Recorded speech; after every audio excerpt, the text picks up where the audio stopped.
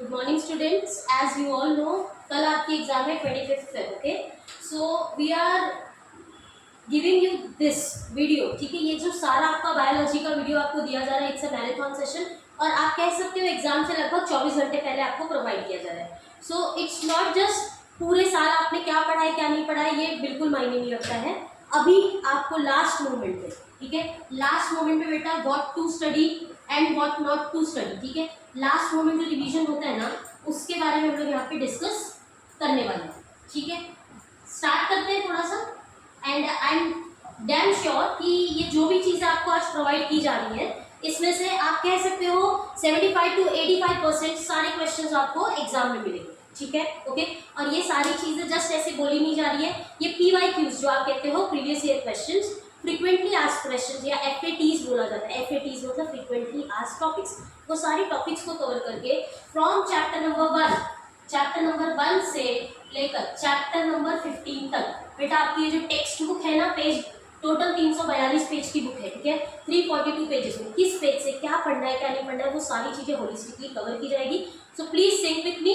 और सारी चीज़ें जो बोली जा रही है आपने ऑलरेडी पढ़ा है, मुझे पता है। आप 21st को आपने मैथमेटिक्स का पेपर लिखा है, 21st की evening, 22nd, 23rd and now today is 24।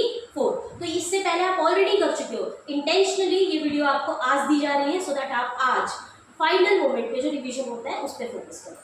So let's come to paper pattern, जो कि आपको ऑलरेडी पता है। ये मैंने क्यों लिखा है मैं आपको बताती। देखिए, आपके लिए जो डेंजर जोन होता है ना बेटा, वो ये होता है सेक्शन A। ठीक है, क्योंकि यहाँ पे ना आपको प्रॉपर या तो आंसर आता है या तो आंसर नहीं आता है। यहाँ पे हम लोग क्या कर सकते हैं ना, ये जो सेक्शन होता है बेटा, इसमें आपको भी पता है you have to write something is always better than nothing. Okay, तो आपको कुछ तो लिखना होता है। आप नहीं 4 मार्क्स स्कोर कर पा रहे हो तो you will be able to score 3 marks, 2 marks, whatever आपने पूरे साल में बायोलॉजी पे या वर्ड्स पे कितना होल्ड किया है वो डिसाइड करेगा। बट यहाँ पे आपको क्लियर कट आंसर पता होना चाहिए।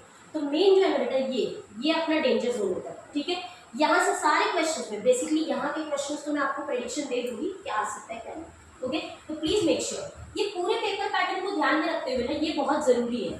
टाइम मैनेजमेंट ड्यूरिंग एग्जाम क्यों जरूरी आप समझिए।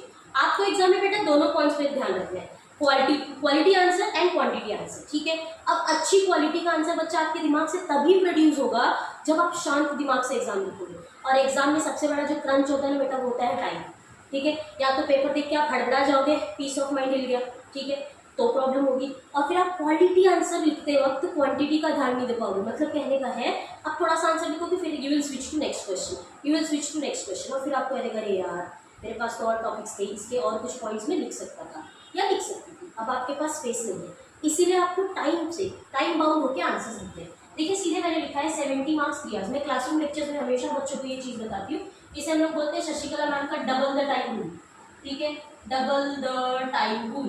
तो यहाँ पे तो मैंने पता नहीं क्या क्या क्या क्या लिखा है, आपको ये फोकस करना है। देख रहे हैं आप, 5 मार्क्स 10 मिनट्स, सीधे डबल द टाइम रूल के हिसाब से आपको प्रोसीड करना है। 70 मार्क्स का पेपर 3 आवर्स आपको डिवोट किया जाएगा, and I guess 3 hours 10 minutes extra भी आपको मिल रहा है। 35 marks 1.5 hour, 18 marks 45 minutes, 9 marks 20 minutes. तो ये तो मैंने आपको दिखाने के लिए बताया कि ये कहाँ से आया।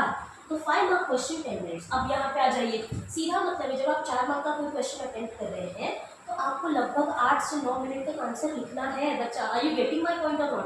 तो आप सोचो ना, आप पहले क्वालिफाई करो कि कौन से क्वेश्चन को आप सिलेक्ट करोगे, कौन से लिखे। ऐसा ना हो भाई RDNA टेक्नोलॉजी लिखना चालू कर दिया, फिर आपको फील आ रही नहीं यार इससे अच्छा तो मैं स्पर्मेटोजेनेसिस लिख देता। ठीक है, स्पर्मेटोजेनेसिस पे डायग्राम भी है, डिस्क्रिप्शन भी है, ये गलती नहीं होनी चाहिए। पहले सोचो समझो, उसके बाद प्रोसीड करो। Is that clear? ठीक है, तो ये प्लीज ध्यान रखिएगा, what to study what not to study के साथ ये बहुत जरूरी है, ताकि आप अच्छा खासा क्वालिटी आंसर और क्वांटिटी आंसर भी एग्जाम में लें। ठीक है, आगे के सेशंस के लिए नेक्स्ट वीडियोस पे आप लिंक करिएगा। Thank you.